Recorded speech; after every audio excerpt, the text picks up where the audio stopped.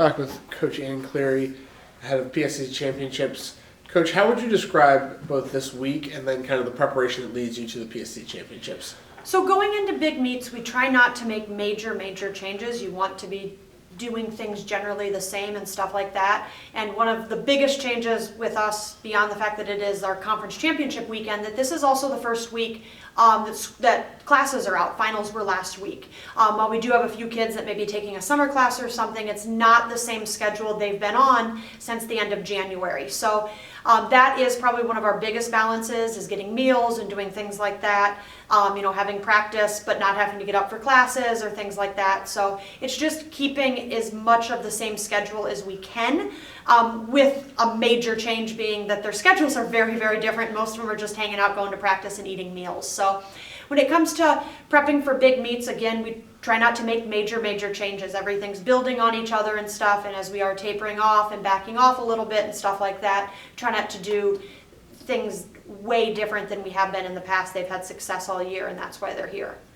So knowing the scale of the PSAC meet to the scale of your team sizes, what are some of the goals for this weekend? Yeah, so during the indoor season, we talked a lot about, we were going for a conference championship. The women took second. During cross-country season, we won both the men's and women's cross-country titles. We have a very talented team, but we are a much smaller team. During the outdoor season, there is a lot more events, and our team doesn't get bigger.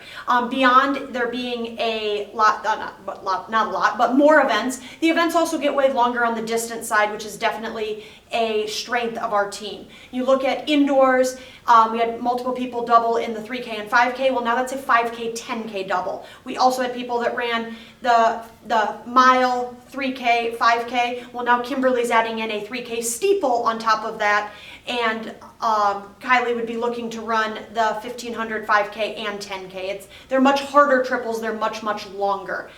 So in that case, we just can't spread our kids as thin as we can during the indoor season, or obviously during cross country when they're just running one race. So we're still going to have a lot of success as individuals and really as a team as a whole, but we're not chasing an overall team championship this weekend. What are some of the events that Fighting Scott fans should keep an eye on? So the distance events always will have multiple kids. We have multiple kids slated to win distance events and stuff like that. Also, Sam Hartman in the 400 hurdles, he will look to win his first PSAC championship as a Fighting Scott this weekend.